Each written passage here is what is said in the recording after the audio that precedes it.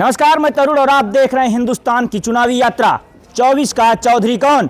1 अप्रैल को हम निकले थे बागपत से, बागपत, शामली और उसके बाद सहारनपुर, मुजफ्फरनगर, बिजनौर और अब हम आ चुके हैं पश्चिमी उत्तर प्रदेश की सबसे चर्चित सीटों में से एक मेरठ पे। मेरठ का ये मलियाना क्षेत्र है। कुछ लोग हैं, इनसे बात करेंगे। 3 प्रत्याशी हैं, तीनों प्रत्याशियों के विषय में जो प्रमुख प्रत्याशी हैं अलग अलग पार्टियों को, उनकी बात कर लेते हैं। एनडीए यानी भाजपा के उम्मीदवार हैं यहाँ अरुण गोविल, जो कि रामायण जो सीरियल आता था उसके प्रमुख किरदार थे, जो राम का किरदार जिन्होंने अभिनय किया था, वो अरुण गोविल को चुनावी मैदान में उतारा है।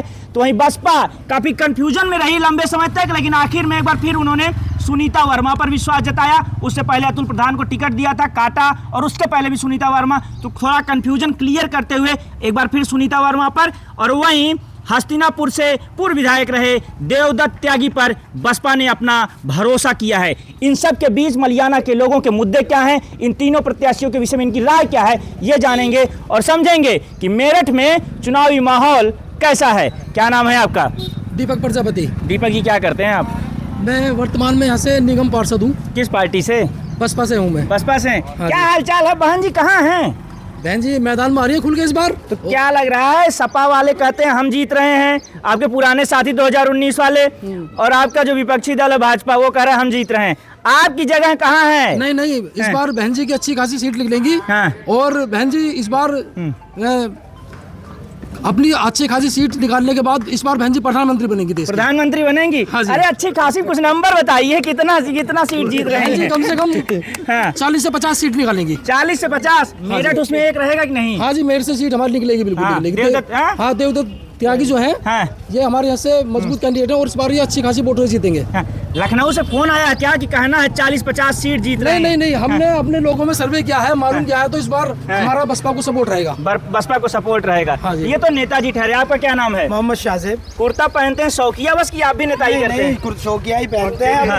हाँ। आज जुमे हाँ। नहीं, रमजान का महीना चल रहा, कुर्ता पजामा पहनते हैं अच्छा, इसमें। और तो ये बताइए क्या है आपके यहाँ चुनावी माहौल? चुनावी माहौल तो अभी रमजान चल रहे हैं, रमजान के बाद थोड़ा डिसाइड हो पाएगा। मगर अभी जो ये भारी प्रत्याशी है भारतीय जनता पार्टी के, वो कल भी कह रहे थे क्या नाम है, मुझे पहले जिताइए, पहले मैं समस्या देखूंगा। वो जब जीतने के बाद समस्या देखेंगे तो क्या देखेंगे फिर वो, उनको तो कोई पता भी नहीं पाएगा। तो यहाँ जो है भारतीय जनता पार्टी के प्रत्याशी कोई मजबूत प्रत्याशी नहीं है। अच्छा, बसपा वाले की क्या स्थिति है? बसपा वालों को भी इतना कोई मामला मजबूत नहीं है। हाँ। यहाँ जो फाइट में है, ज्यादातर मजबूत फाइट में है ये सुनीता वर्मा जी, जो गठबंधन प्रत्याशी आएंगे, और तुम्हारे भारतीय जनता पार्टी के हैं। आपने कहा रमजान के बाद चर्चा करेंगे, मतलब ईद के बाद या ईद के उसके फतवा तो कोई जारी होता है या कि आपसी चर्चा करते कोई हैं? फतवा जारी नहीं होता। हम अपने समाज के लोग, अपने पूरे मलियाने के लोग, हम इकट्ठा होकर जो मशवरा करते हैं, एक प्रत्याशी को मजबूत तरीके से उसी चुनाव लड़ाएंगे। फिर उस जो मशवरा होता है उसमें सभी समाज के देंगे कि सब अमीरों की बैठक होती नहीं, है? सब समाज के, उसमें गरीब मजलूम हर तरीके का लोग उसमें मौजूद होगा। हाँ। क्या चाचा सही कह रहे हैं कि मतलब ये लोग कि अपने हिसाब से दबाव बना लेते हैं? नहीं, अपने हिसाब से नहीं, खुद ही दबाव बन जाएगा इन पे दबाव सभा हो जाएगी। हाँ। क्या लग रहा है? आप तो बहुत लंबा चुनाव देखे हैं, 10 साल योगी मोदी के बीत गए हैं। बस हम एक ही इंतजार देख रहे हैं, मायावती उतर के सड़क पे आ जा। हाँ। फिर उसको हराने वाला नहीं है कोई भी। क्यों नहीं आ रही बहन जी? बहन जी आ रही है इस बार। हाँ? इस बार बहन जी आ रही है। चाचा इंतजार कर रहे हैं, चाचा की उम्र बताओ। बहन जी का कार्यक्रम जो है बन चुका है। दाढ़ियाँ सफेद हो गई, बाल झड़ गए हैं, चाचा को इंतजार है बहन जी का। ये देखो वो बहन जी के चाहने वाले कितने हैं। वो चाह रहे हैं कि बहन जी मैदान में आए। हाँ। और ये जो भारी प्रत्याशी है ना, जिनका आता पता नहीं भाई, अगर जीत भी गए, हालांकि जीतने के नहीं, हाँ। अगर जीत भी गए, अगर कोई मिलने जाएगा अपनी समस्या लेकर, तो कहाँ मिलेंगे? अरे पहले ये बताओ, बहन जी आएंगी कि नहीं आएंगी चुनाव? बहन जी आएंगे इस बार। चाचा आ रही है, कह रहे आ हैं। रही हैं, हाँ। सड़क पे उतरने वाली है। हाँ। उतरने वाली हैं? उतरने वाली। आप भी बसपा के नेता हैं क्या? हाँ? आप भी बसपा के नेता हैं, तो मामला आपको भी विश्वास है? कितनी सीटें आ रही हैं बसपा की?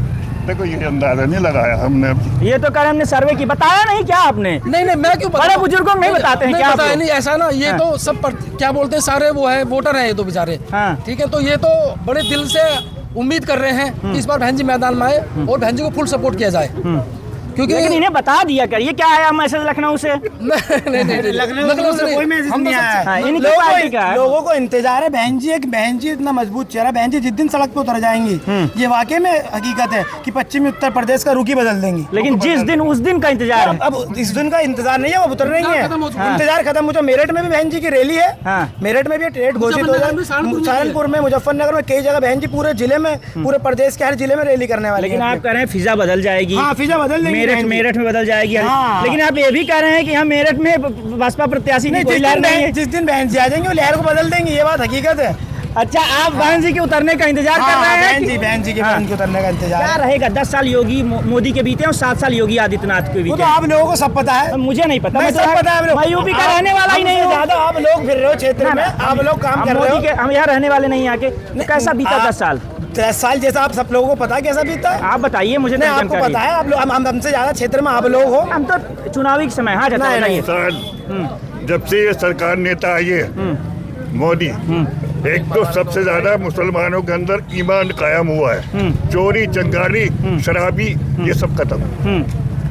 हमें सबसे बहुत बढ़िया बात लगी। अच्छा, क्या? हाँ, देखो आप लोग देखते जैसे कि ये वादा करते थे सड़क सब गड्ढा मुक्त होंगी। सड़क हमारे यहाँ का हालत देख लीजिए, कहाँ है गड्ढा मुक्त। शहर का हालत देख लीजिए, जगह जगह कूड़े के अंबाल लगे हैं, कोई सड़क नहीं बनी, ना रोजगार है। युवाओं को कहते हैं कि पकौड़े, अरे 20-25 साल लड़के ने पढ़ाई करी, वो पकौड़े बेचेगा फिर? ये बताइए आप। वैसे एक चीज मानिए, जी, आप बताइए। कुर्ता पहने भले हैं लेकिन लग रहे हैं नेता टाइप के। अरे नहीं, ये हाँ, लैंग्वेज इतना तो हम भी जानते हैं कि कौन किस हिसाब से बोलता यहाँ है। पर क्या है, मैं निगम पार्षद हूँ बसपा से। हाँ, और यहाँ पर इतना इन्होंने वोट किया था कि नहीं आपको? इन्होंने वोट किया था, ये हमारे सपोर्टर ही हैं। अच्छा, सपोर्टर ही हैं। और तभी मुस्कुरा के बात कर रहे हैं। भाई ये बड़े हमारे। मैं बता दूं क्या है कि हाँ।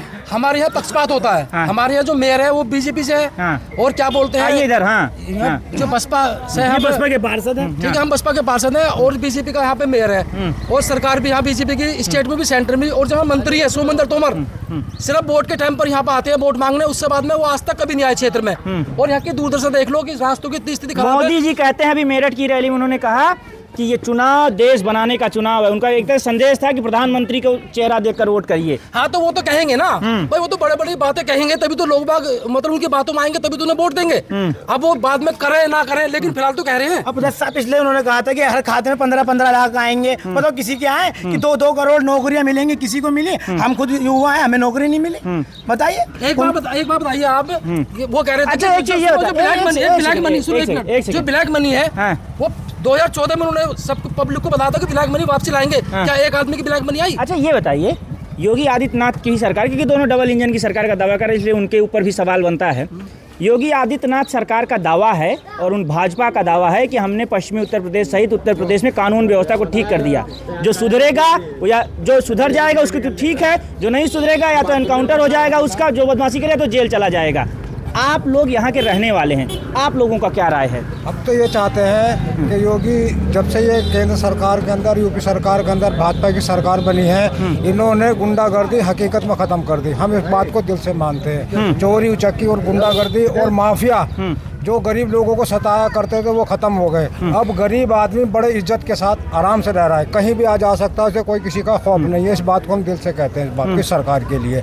लेकिन हमारी अंदरूनी तमन्ना, हम ये चाहते हैं कि केंद्र के अंदर इंडिया गठबंधन की सरकार बने। क्यों? क्या हमारी ये तमन्ना है। उसके क्योंकि पीछे 60-65 साल, जैसे चाचा आप मुझे पसंद सुनिए, करते हैं। सुनिए, हाँ। सुनिए। ये भाजपा की सरकार 10 साल से हमने देखी है। ये इन्होंने गुंडागर्दी को खत्म किया। लेकिन हमारी अपनी तमन्ना ये है कि हम इंडिया गठबंधन की सरकार को देखना चाहते हैं केंद्र सरकार के अंदर।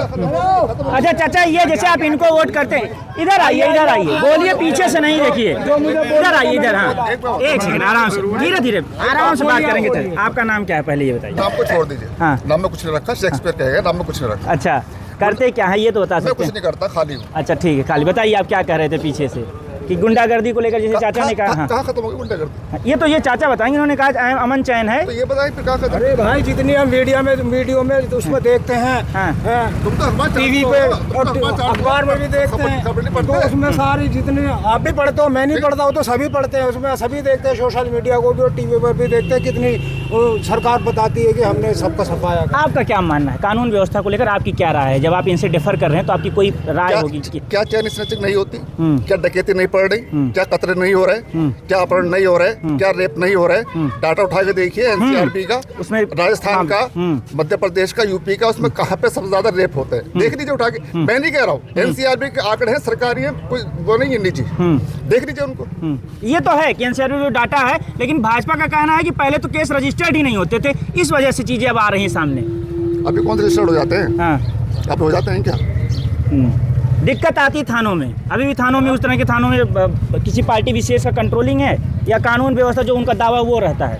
देखिए दावे तो सरकार कर ही रही है, जो भी करते रहे, लेकिन हकीकत वो नहीं है जो सरकार बताती है। अच्छा, पर जब आप वोट करने जाएंगे तो क्या जाति धर्म इन सब प्रभावी रहेगा या मुद्दे रहते हैं? हमारे दिमागों में ये बात नहीं है जातिवाद, हमें तो एक चाहिए, हिंदुस्तान बचाओ और मोदी को भगाओ। अच्छा, बस। तो ये मलियाना के लोग हैं, इनकी अपनी अपनी राय है। 4 जून को जब चुनावी नतीजे आएंगे तब स्पष्ट हो जाएंगे कि मलियाना के लोगों ने किसको चुना है, मेरठ का जो प्रतिनिधित्व है किसको दिया है। आप लोग सभी लोग वोट करने जाएंगे ना? जब जिन्होंने कहा है कि वोट करने जाएंगे, आपसे भी निवेदन है, जहां जब भी आपके यहाँ चुनाव मतदान हो तो वोट करने जरूर जाइए और हिंदुस्तान की चुनावी यात्रा में बने रहिए। अगले 50 दिनों में हम बताएंगे, देश के अलग अलग जिलों में जाएंगे और वहाँ का चुनावी मिजाज, तापमान क्या है, सबसे आपको रूबरू कराएंगे। नमस्कार।